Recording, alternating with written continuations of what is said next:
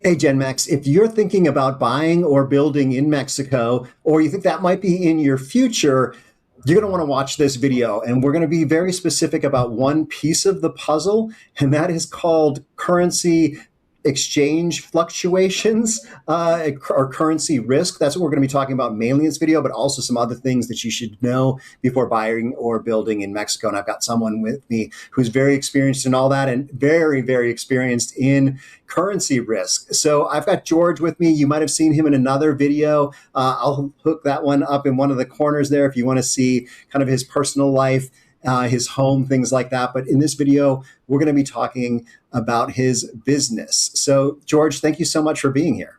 No, thanks for having me, Brighton. Great. So it's MexEdge is your business. So maybe you can tell me a little bit about what is the problem that it solves, because I just kind of gave a lot of gibberish in that intro Sure. there. So why don't you explain it? What it is that what's the big risk factor here? So I'm going to explain that sort of just through an anecdote, like what happened to me personally. And that's actually why we started the company, or why I started the company. But I was building two houses here in Sayulita. This was a few years ago. And when we started building those two houses, the peso was about between 21 and 22. So I thought I was being conservative by using, 20 as, for my pro formas, being conservative. And we thought that the construction was going to cost about $1 million for the two houses.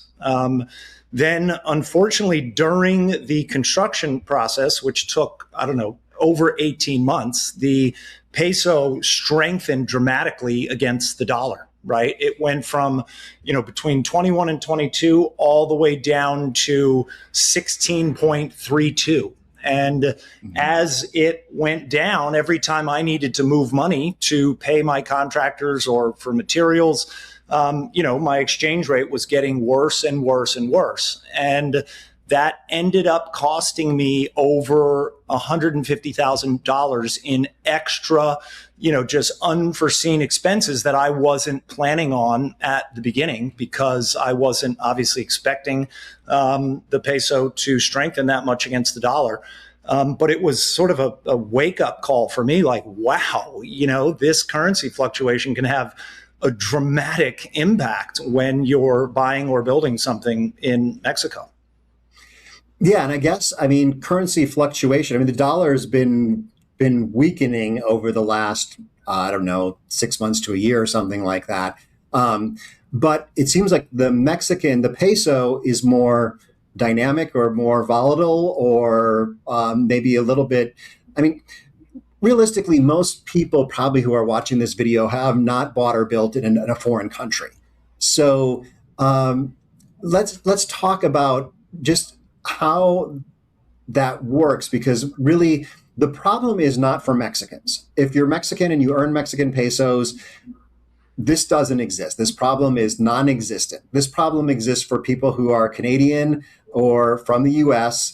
They're operating in a different currency, or they have their money in US dollars or Canadian dollars or euros, but they need to pay their contractor or the person they're buying their house from in pesos. And in Mexico, closings take longer. So, 2 months is seems like it's a pretty regular number. I've heard things like ours personally, it was during COVID, but it took 9 months.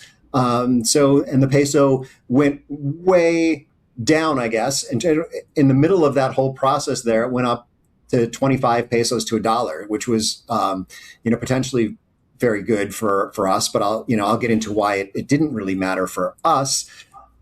But yeah, who is running into this problem, I guess? Well, you bring up, a typical Mexican closing can take 2 months. It depends on where, right? Because if you're in the sort of protected zone and you've got to open a fideicomiso, like, a bank trust, because you're within 50 kilometers of the coast or 100 kilometers from the border, you've got to open that bank trust, and opening that fideicomiso can take, a good amount of time, meaning I think 2 months is a pretty quick closing. And, around here, they're usually around 3 months or more. And then we always have clients, or potential clients who say, well, George, what can happen in 2 months or 3 months? I'm closing on this in 2 or 3 months. And it's funny because I have a specific slide in the presentation that I give, which is based on real numbers back from, 24 or something, where just in 3 months, the peso went from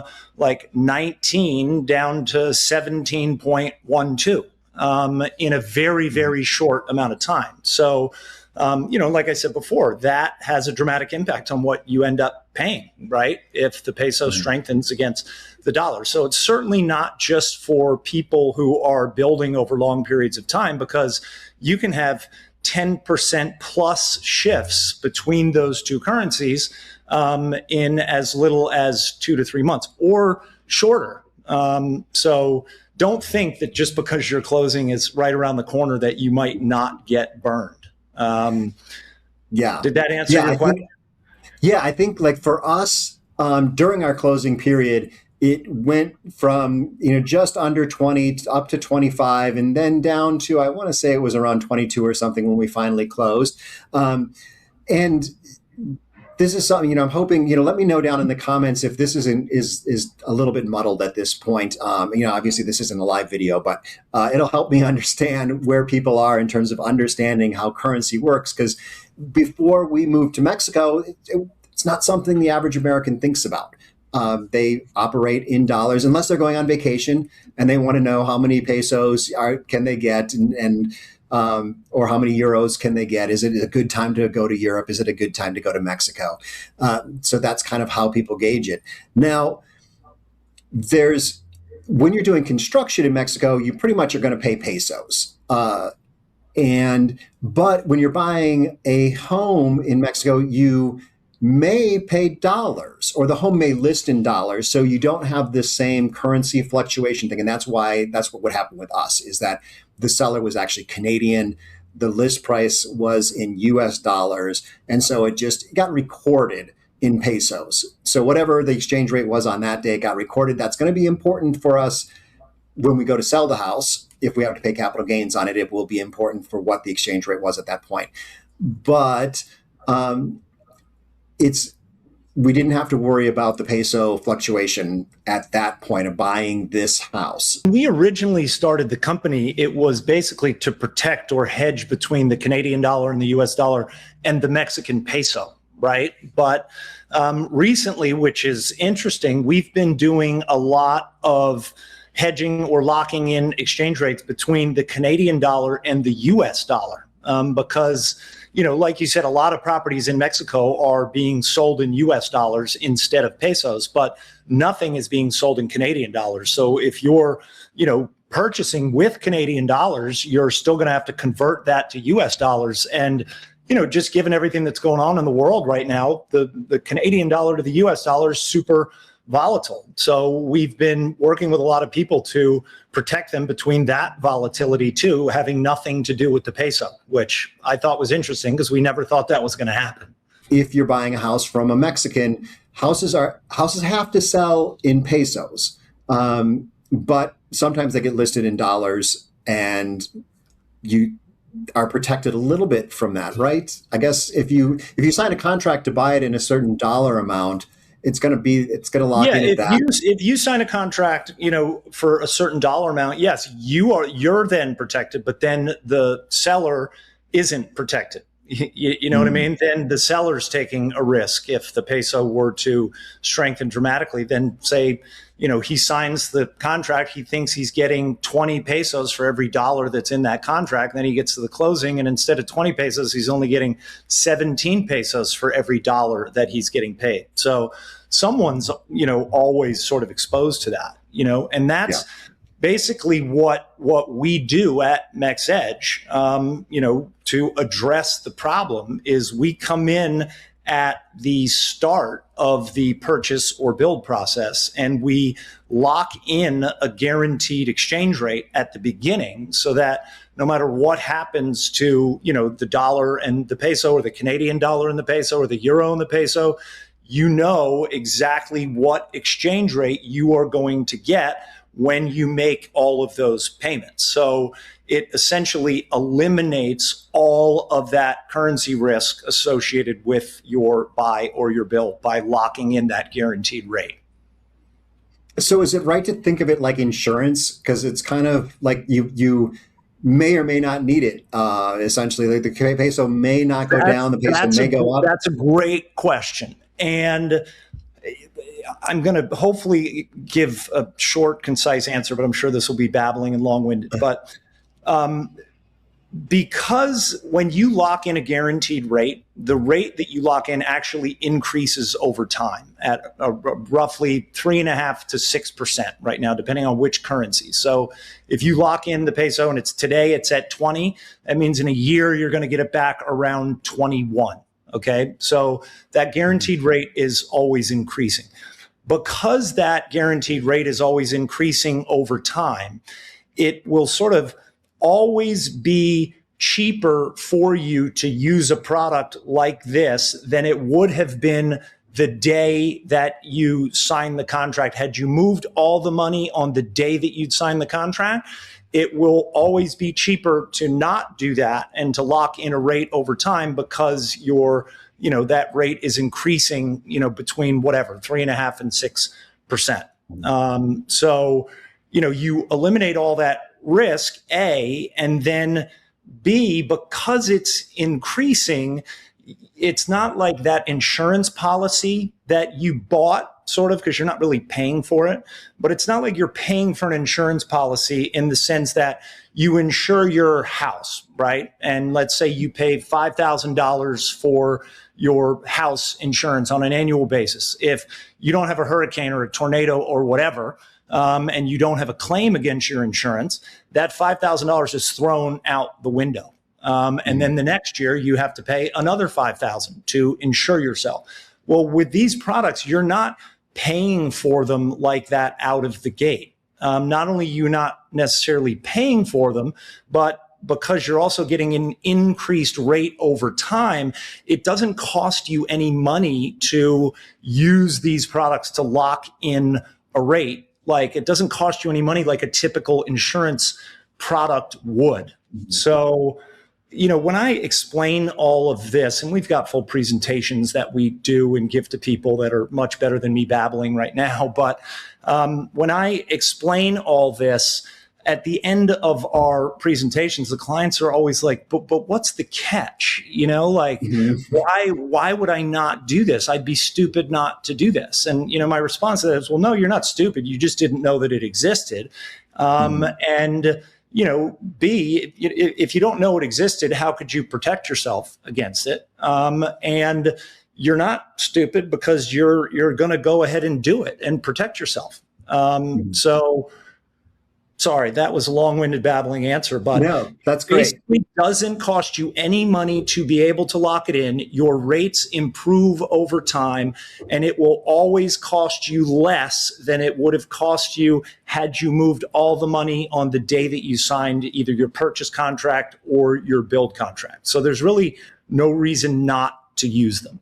The only reason not to use them, and some people think this, is, well, the peso's at 17 right now. I think it's going to go to 20. So I don't want to lock in a rate at 17, because once you lock in the rate, it's a contract, right? So you're going to buy that amount of pesos at that rate. And if the rate goes to 20, but you're locked in at 17, you miss out on what we call like an opportunity cost, right?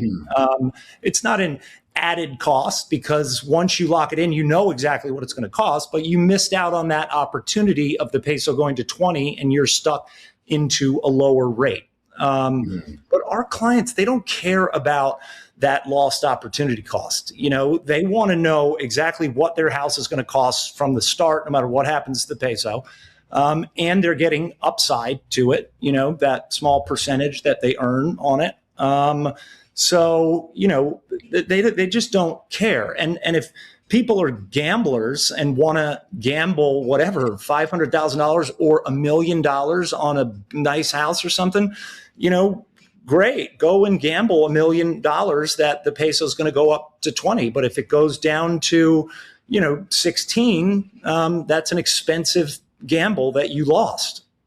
Yeah, and that's something I'm sure those of us who've been in Mexico for a while are familiar with, trying to time the market in terms of when to exchange pesos, because for the most part, most of us have our money in the United States, and then you move it down, you get the exchange rate of that day, and then you've got your money, your spending money is moved into your Mexican bank account or your Wise account or whatever. And so, and I remember just watching, from, let's see, it went all the way down to like 17.2 or something like that, but it started out around 19 and it went down a little bit each day and down and down and down. And I was like, damn, I wish I would have exchanged money like a week ago, but I bet in a week it's going to go back up. And it just kept, but in another week, it's probably going to go back up. And so I kept waiting and only exchanging the least amount of money until it kind of hit rock bottom.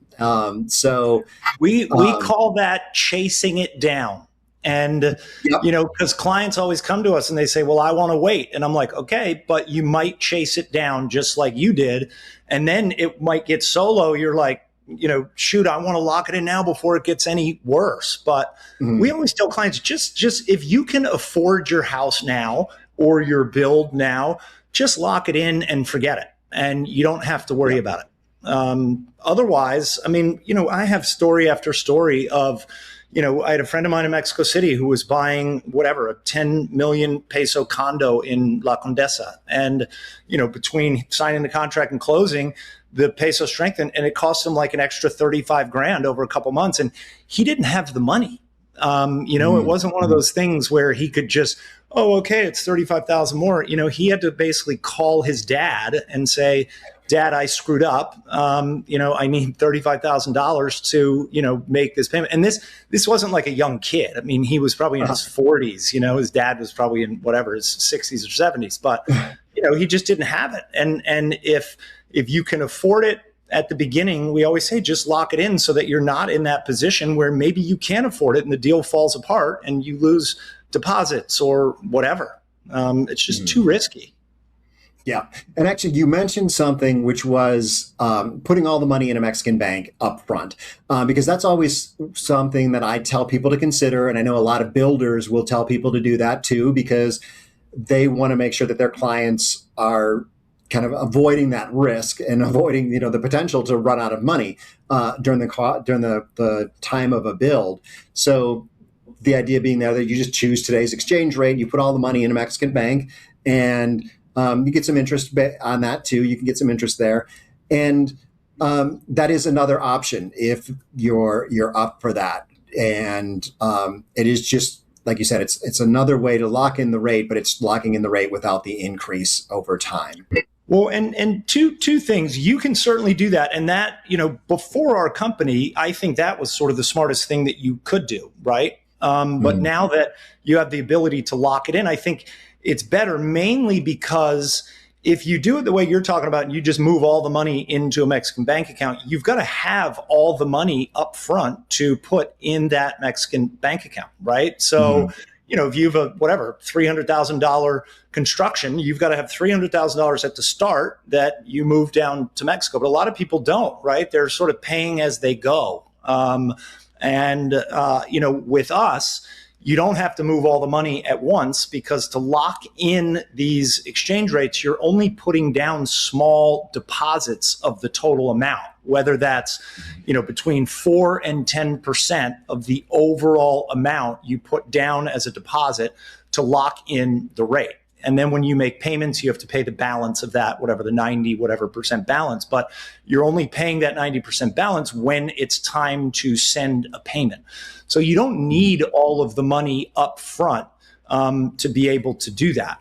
The other thing too is a lot of people aren't comfortable with moving a couple $100,000 or $1 million or whatever into a Mexican bank.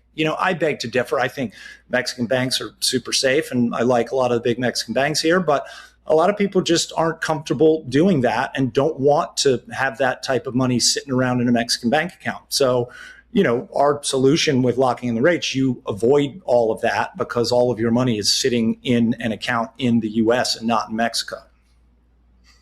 Okay, well, I want to give people, I want to get some additional things. I want to make sure we give people some other like reasons, other things to think about before buying or building in Mexico.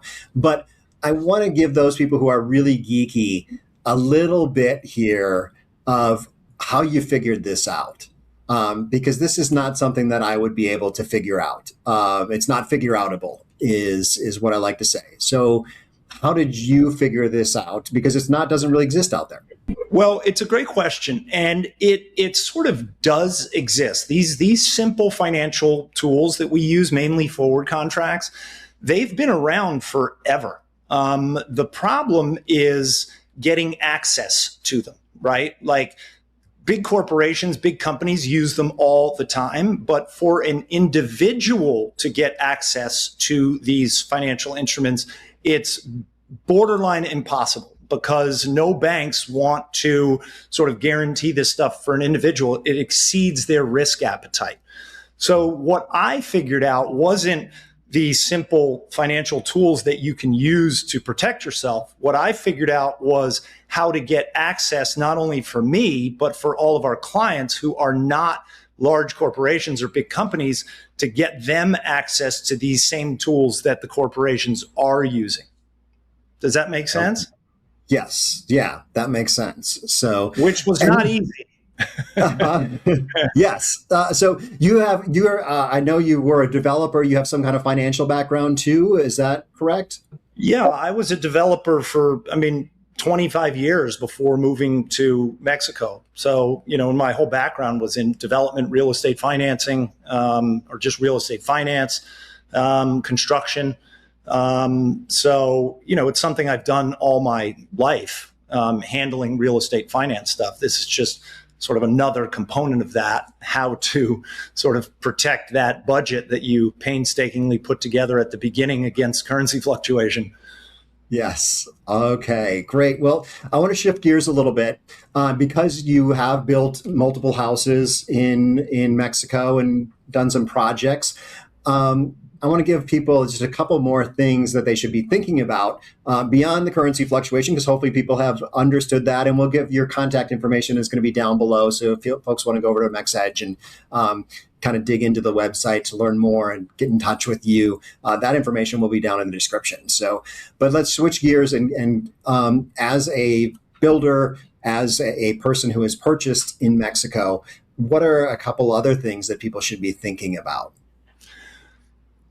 I don't know. I think one of the biggest ones, and this isn't a single point, but it's just everything doesn't work here the way that it works in the States. And just because it works differently here doesn't mean it's better or worse. It's just different. And you sort of need to understand that going in so that, you roll with the punches a little more. If you're build project is whatever, a month late or longer, that's sort of normal. And it's nothing to freak out about. Or if, just be patient. If your closing is scheduled for, 2 months and it ends up getting pushed out, an extra month, don't freak out. That's normal. And things get delayed all the time. And, I don't want to say it always happens, but the easier you can just sort of roll with those hiccups,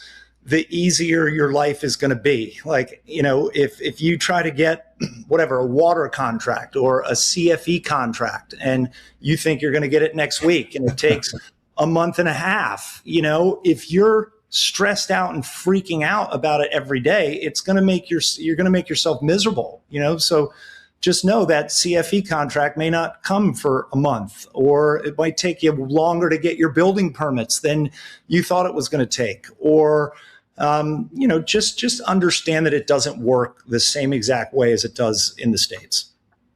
And actually, you mentioned the CFE, and I'm going to tell a quick story myself here. This is Butch and Maysoon, friends of mine, who they built a house here. It was part of a 4-unit development, and they were, I think, unit number 2. Built the house, beautiful, got it finished. CFE wouldn't hook them up to the electricity, though, because they didn't have the transformer that was on the pole next to their house was not big enough. And they said, well, we'll hook you up once we change out the transformer. Well, when will you change out the transformer? 6 months to a year, probably. So their house is complete. They have no electricity. 6 months to a year, maybe. Their neighbors still haven't moved into their house, but they invested in solar. So they ended up putting about a $20,000 additional investment into the house. The beauty is now they're CFE free. They don't have to pay for electricity anymore. They've got some good green energy going on. But it was something where they go back and forth to, I think it is the United States, somewhere in the United States. And they were like, you know what, we can either invest in solar and move down to Mexico during the winter, or we can wait for 6 to 8 months or a year or plus. Who knows when CFE is going to get around? CFE is, of course, the national utility for electricity, and they just rolled with the punches and said, "Hey, this is a solution, and we can get into our house right now." And you can see these 4 houses, and one of them has lights on, and the other 3 are vacant. You know, on that note, they should have offered to CFE, well, we'll pay for the transformer, and they would have been out there next week. Yes. So, you know, but you shouldn't. It's their responsibility. You know, I mean, you shouldn't have to do that, but there's always a way around. There's always a workaround in Mexico. Yeah. So I'll be using the same solar installer at our house in Todos Santos now, though. So that's great. I saw their solar. I'm like, this is pretty great. So, let's see here. What else? Other things that people should be thinking about before starting a construction project or purchasing in Mexico.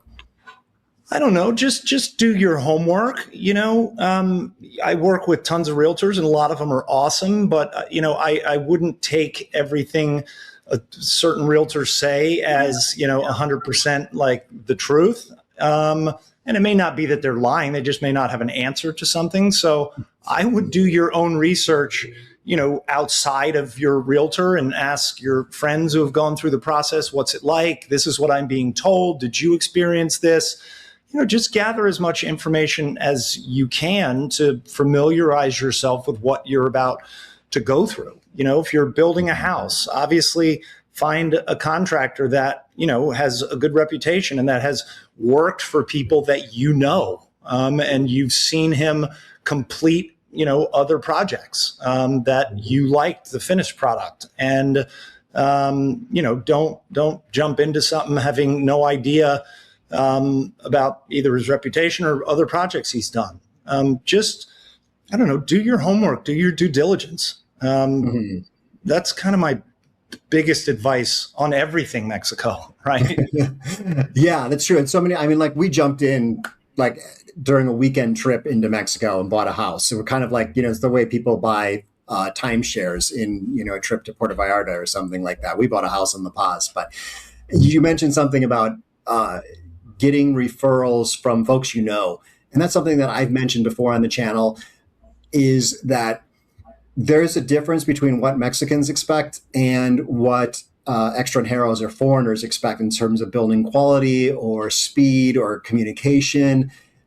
So I highly recommend working with a builder who has a long kind of history of working with a track record of working with other gringos, because we have worked with a contractor who was building the house next door, and we were like, hey, this is easy. We'll just have him come over here and start building ours before he finishes that one, and it'd be great.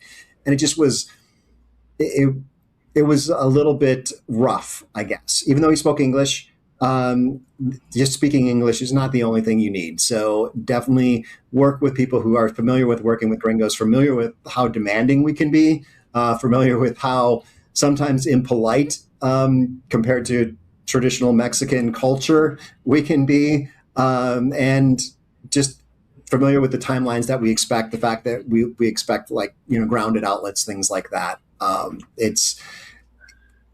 Search out someone who has recommendations from your friends. So great. Well, I do want to, before we wrap up here, I do want to do a quick recognition here. I do have buymeamargarita.com is one of the ways that I support this channel, or that you guys support this channel for me. And I do want to recognize some of the subscribers here. They're on one side or the other of me. There's some of those folks that are monthly givers, especially super incredibly helpful. And also Gaji, I want to pull out Gaji because she was my first monthly subscriber at the $5 level, and she has given every month since I started this whole buy me a margarita thing. So I get one margarita a month from Gachi. Thank you so much. I'm actually going out to dinner with her tonight. So, and also Mary Ellen Sanger is a regular donor, doesn't necessarily give, doesn't have it set up for a monthly donation, but is a regular donor, and I met her in Todos Santos at a restaurant. I think it was 5 tacos and a beer or something like that. So it's always fun to run into people, especially folks who are supporting the channel. So if you haven't supported the channel in this way, I do get a tiny little bit, like a quarter penny when you guys watch an ad or something like that. But this is a way to support the channel at the $5 or $5 a month or $20 a month level. But I just wanted to throw that out there before we wrap up the video. So George, do you have any closing thoughts for us about having that, making the purchase and locking in rates specifically? My closing thought is, even if you don't lock in a rate, just sort of be aware, right? Be aware of currencies, exchange rates fluctuate dramatically. Be aware that that can have a big impact on what you end up paying. And if you choose not to sort of protect yourself against that, that's fine. But at least you know what risk you're exposing yourself to, and just be aware. We tell people that all the time. That is great advice. And also be aware. I've got another video. It'll be up here.